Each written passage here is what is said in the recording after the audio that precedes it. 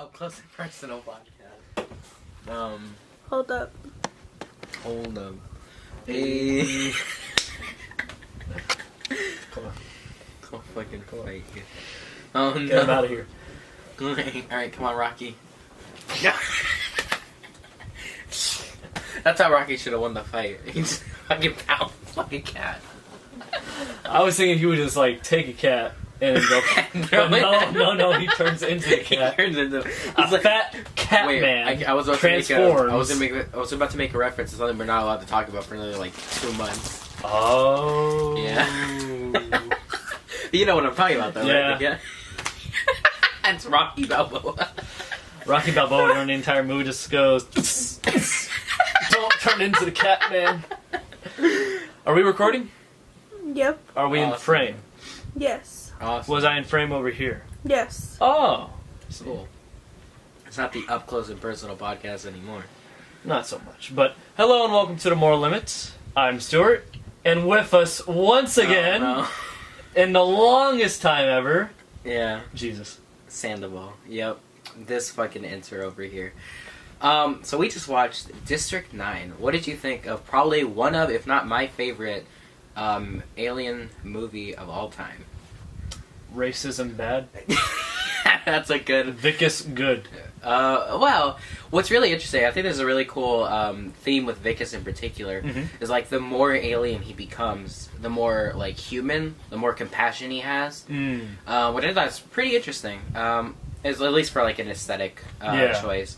Because like by the end of the movie, he's his most humane. Like he comes back for his prawn friend, whose name I don't remember off the top of my head at the moment, but he comes back for him.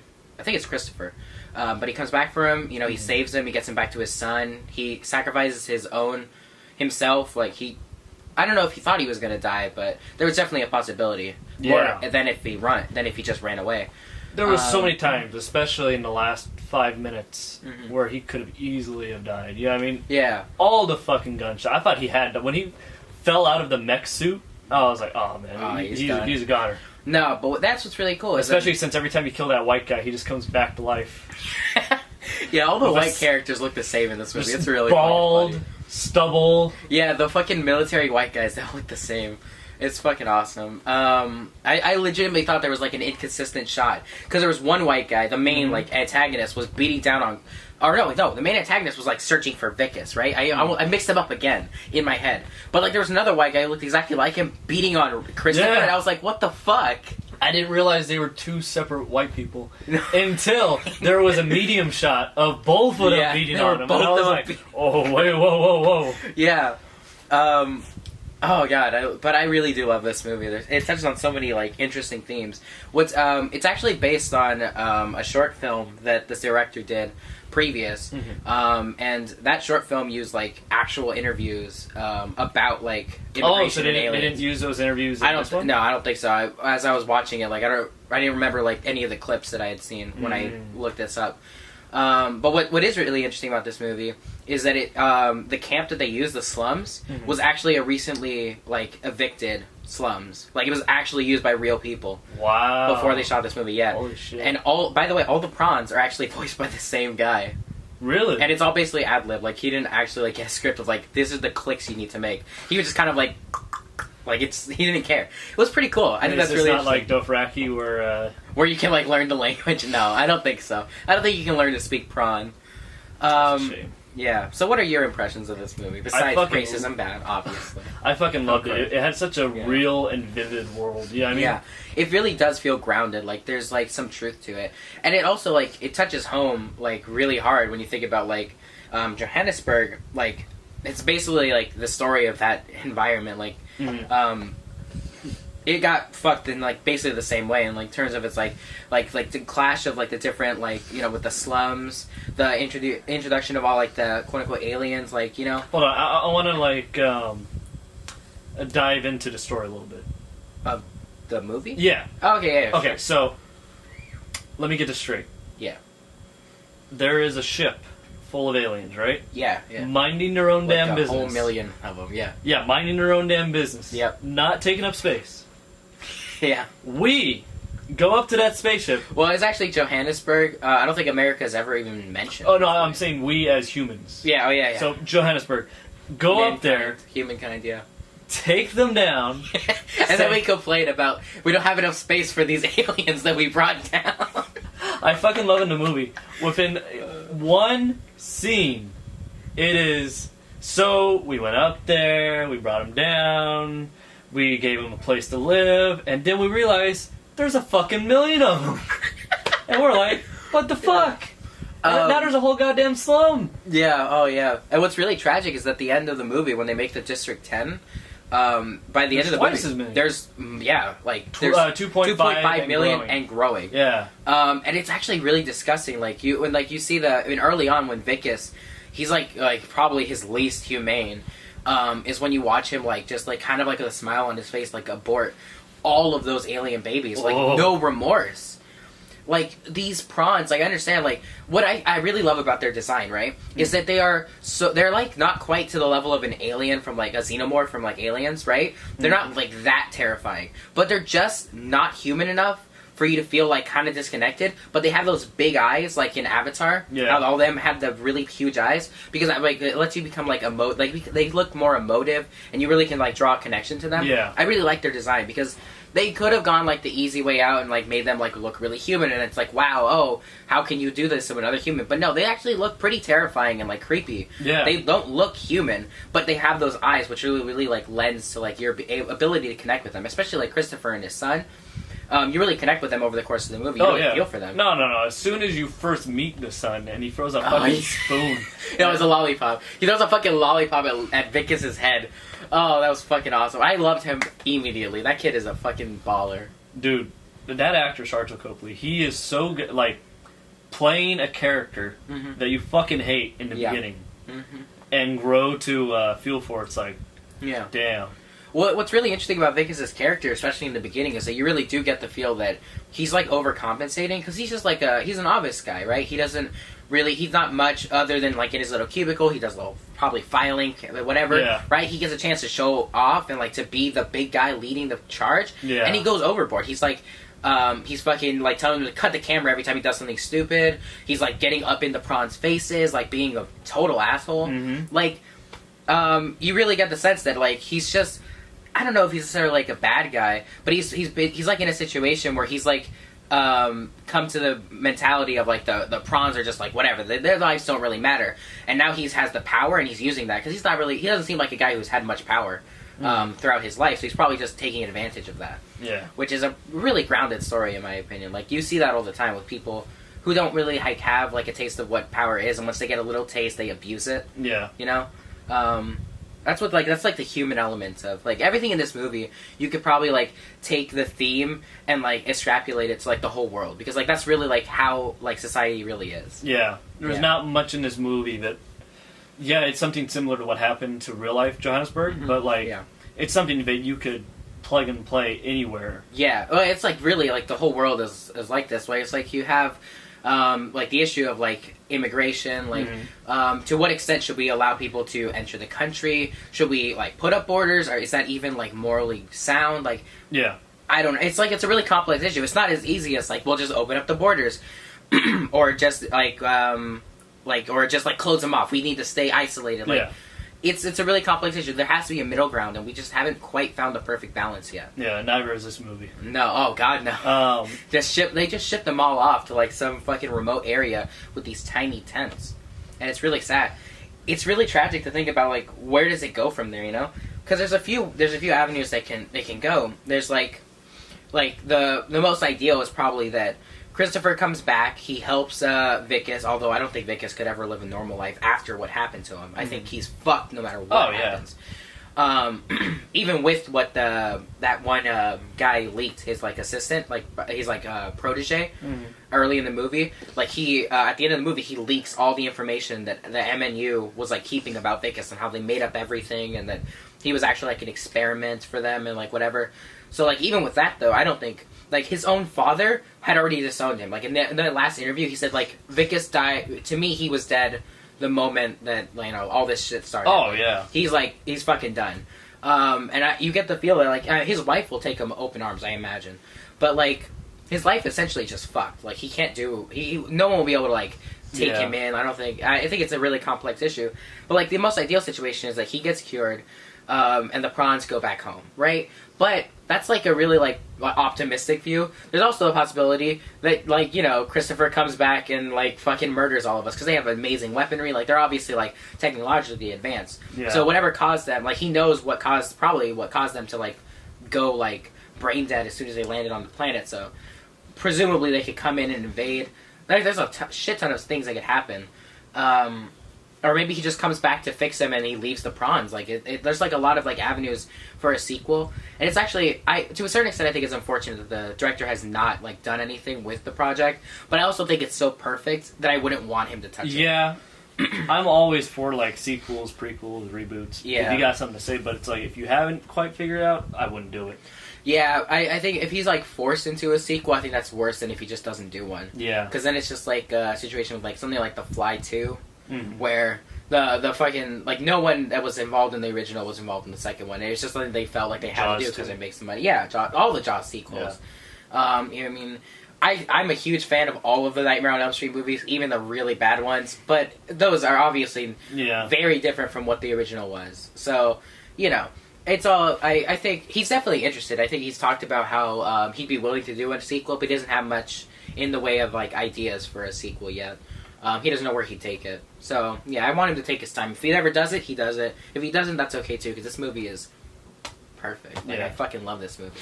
I think you talked about it being very grounded, and I think the most grounded scene, I mean, horrifying as it was with the abortion of all the eggs, what really fucking hit me was that first scene of Christopher, where he's like, you know, we can't make him sign these eviction papers, but, you know, this looks pretty dangerous. Oh, God, yeah, when they bring in his son, they're like, well, look, you don't have to sign the papers, and we can't force you out of your home. But we can't take your son. But we can't take your son, because, you know, this isn't safe for him. And, like, Vicus is so fucking transparent. He even says, because he's so angry at Christopher for being, like, up in his face, he fucking tells him, we're gonna lock him in, like, a fucking one-by-one box if you don't fucking get out of here. It's like, Jesus Christ. Like, they've lost all remorse for these prawns, you know, these creatures. I think losing implies that they had it in the first place. It's sad, but... Well, I think what's really interesting, right, at the beginning of the movie, you see when they bring them down, you see, like, there's, like, a genuine effort, like, they're bringing boxes of food that, like, that's, like pretty okay. I think that at first it was probably a genuine effort. Once they realized some, but not all. Yeah, well, of course. I think, like, all is a little unreasonable. But I think there was a general, like, I think the community... Walls. Well, yeah. But I think the community was probably, like, a bit, like, pretty much okay, like, generally, with, like, helping them. Then they realize there's a shit ton of them. They're not going anywhere, and they're only expanding. Yeah. Plus the rising crime that happens, and, like, the tribe of people who went in to District 9 to, like, literally feast on them. There was, like, interspecies prostitution. Like, selling, like, buying of their weapons with cat food and stuff. It's like, there's some insane shit that happens. Like, it's really complex because, like, to a certain extent, I want to say, like, because at the beginning of the movie, they say that, like, the prawns were, like, a huge problem. Like, crime was going up because of, like, their weapons and everything, and they weren't, like mentally all there, right? Because of whatever happened to them when they came to our planet. But, like, I'm sure there's another side to that where, like, humans were, like, really fucking them over because, like, as we see, MNU was doing insane experiments on these guys. They like to say on the news that them lighting a bus on fire is just recreational where they come from. But I'm just like, you know, when they're living in a slum, and a group of people go into that slum and try to fucking eat them alive... Yeah. You know, a bus being lit on fire might be called for. I'm just saying. Yeah, I think it's a really complex issue. I really like that about the movie. There's a lot of subtext to it. You know, it's not just so surface level as like, maybe like prawns are dumb and like so they cause problems. Because once you get to know Christopher, like you see that Christopher is intelligent. You know what I mean? Yeah, you get the idea that this is probably what they all were like, but something happened that caused them to lose their minds. Maybe it's even possible. I don't know if there's much to back this up, but it's some what I've been thinking about as we watch the movie. It's possible maybe even the cat food had like some play in that, right? Because like the cat food made them go like basically insane. Like it was like catnip, right? Catnip for cats, but like way more aggressive, right? So maybe that has something to do with it. You know, like maybe we fed into an addiction that turned them like mindless drones. Yeah. That's definitely possible. Although I think it implies in the film that when they came here, they were already pretty mindless. So maybe it's something in our atmosphere. It's like it's a whole myriad of things, but like like Christopher shows you that like these people are intelligent. They have like emotions. You really get like to feel like because Christopher is like probably the most human character in the entire movie, in terms of like feeling like humane. Yeah. You know, you really get to feel for him. You know he has a son. He wants to like show him the planet that he grew up on, take him back there where it's safe, and it really like. I wanted things to go well for Vickus by the end of the movie, but nothing made me happier than to see Chris be able to go back home, you know? I was just waiting for Vickus, too. Remember early on in the movie? The prawn with the pink bra? Yeah. I felt like that was the most human of all the characters, and I was waiting for Vickus to come across that dude's body and just, like, pick up the pink bra, and then he's like, I am the prawn now. Oh, God. Yes, bring us views. You can fucking kill the cat. We're getting like loose subscribers. No. Jesus Christ! If you know the type of subscribers I have on my other channel, they'll appreciate this. Oh no! Oh, this poor abused kitty. Hold up. Wait, that's so mean. No, that looks bad. All right, back to the District 9 discussion. Yeah, where we get taken down for animal abuse. It's okay. There. It's okay, monkey. It's okay, buddy. Pet the pussy. Now we're definitely gonna take it down. Anyway, is there anything else you want to touch on? Because I really do. I love every aspect of this movie. I think it's so interesting. You brought up in the beginning top 3 Alien movies. I want to hear what your rough list is. Well, that's the thing. Like, there are 3 movies that I always like jump between. Like, I really love this movie, of course. The original Alien, though I haven't seen that in a long time, and that might be a lot of a nostalgia. I'd have to rewatch it and see how much I feel about it. I feel like Aliens is also up with Alien. I think it's just a very different type of movie. I would hear the argument. Agree. Yeah. But I feel like it's up there. Yeah, I think yeah, you could probably make a good argument for that. Although some of the CGI in that movie is real shit. Yeah, it's like but real this CGI bad. Isn't. No, the CGI is good, but you can tell they're not actually there. Yeah, you definitely get that impression some of the time. I think they're very well designed. Mm-hmm. I think the CGI is well done. There are some scenes like when they like do the close-ups of like you see like Christopher's close-up bloody face. Like those are some really well done CGI. Well, yeah, because they put a lot of effort into those. Yeah. But I mean, there's like some background ones where we're going through garbage. And it's there's some like subpar stuff for sure. But although I don't think that anything on the level of some of the scenes in Alien 2. Or Aliens, rather. Aliens, the only one that really took me out, like, you're painting a real bad picture of it. The only one that really took me out was the end, where they're in that, like, factory sort of looking thing, and it's just, like, all that fire, you know what I mean? Yeah, that's the one. That's what I was thinking of, like, the fire. That's the only real moment, because the rest of it's very close quarters, darkly lit. It really benefits from that. Yeah, I think we benefit from rewatching that. But for me, as it stands now, I think, yeah, Aliens is a good contender as well, but for me it's down to... District 9, Alien, and for sure Arrival. That movie is a fucking 10 out of 10 masterpiece. For me, I would probably say Alien, District 9, Arrival, and at number 1, Independence Day. Oh no. Okay. Ha! Remember Will Smith punched a fucking alien in the nose? I remember that. Yeah, no, that's not number 1. That's number 1? That's probably like number 20. I don't know, that scene where they're in the fucking alien ship and fucking Will Smith and the fucking guy from Jurassic Park are like looking at the alien. The guy from Jurassic Park. Look, I don't fucking know his name off the top of my head. Fuck you. Whoa. You're fucking abusing cats. I think I saw the moral high ground. He's abusing me. Right now he's digging his nails into me. Have I ever dug my nails into you? No. So stop it. That fucking scene when they're in the alien ship and they're waving at the alien and then they drop the bomb and they fucking get out. That whole subplot with the redneck who... yeah, who jumps into the fucking... That's awesome. Yeah, so maybe it is number 1. That is number 1. Yeah, well, that's the best movie of all time. Fuck The Dark Knight. But, fuck The Big Lebowski. That's the fucking best movie ever made. But to be real, I like Arrival. That's probably my number 1 pick. Yeah, I think we benefit from rewatching all 3, like, maybe in one go, but even just, like, over the course of a few days I feel like I'm pretty well versed on Arrival and this movie, so I can pretty safely say I like Arrival more. Arrival more. Yeah, I think Arrival is very interesting. I think it's like a big twist, so to speak. Was like, whoa, that's I a big fuck for me. Like, whoa. I don't know. I like the world building of this movie more. For sure. Well, But that's the thing. Like, the world building in Arrival kind of non-existent because it's not building a new world. It's just our world. Occasionally, we see how they react to aliens popping up. for me, I appreciated Arrivals. It doesn't feel like 2018. It doesn't feel like 2000. It doesn't feel like 2030. It's really more of a story of humans reacting to aliens, not to humans of a certain time period. Yeah, I think And this movie did that well too. District 9. I really can't say this movie stands out as 2009 or 2040. Feels a lot like 2016 with what's going on, but that's about it. Well, yeah, I think what a lot of the topics brought up in this movie are like definitely relevant today. Yeah. I think that's what's really interesting for me about this movie is that like it's so like politically relevant, like kind of like throughout all of the time that it's been a film. Well, that's why. That's kind of why they're making that movie right now, Vice, about the vice president during Bush's administration. Yeah. It happened then, but it is very relevant now. Yeah. I love to hear if like it's actually being made for that reason.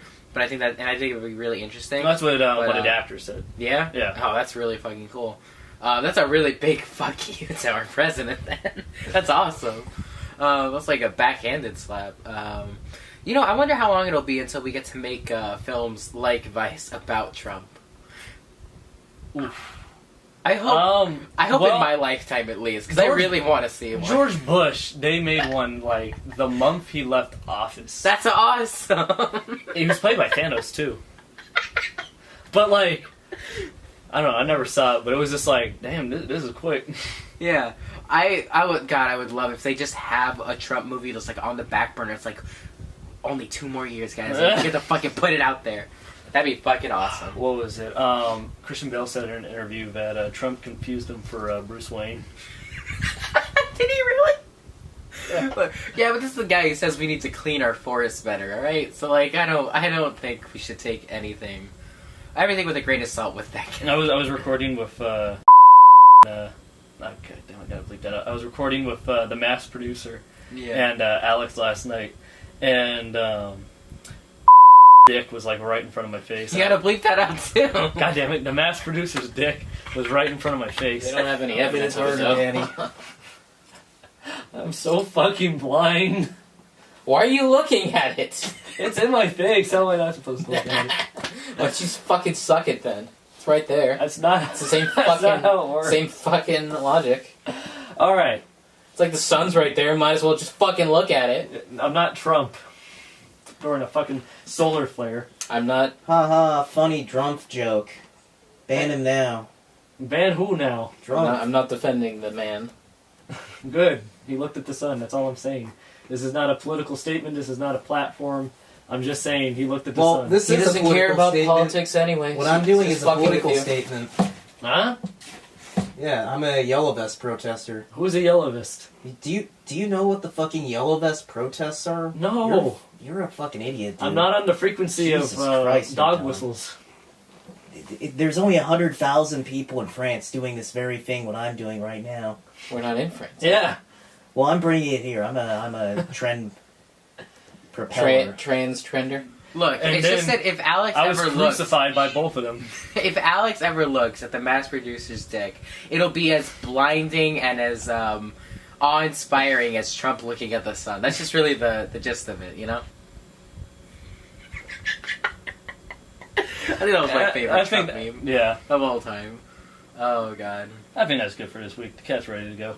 Yeah. All right. Go, Well, this is a go, good go, podcast. go, go. Be free. Go.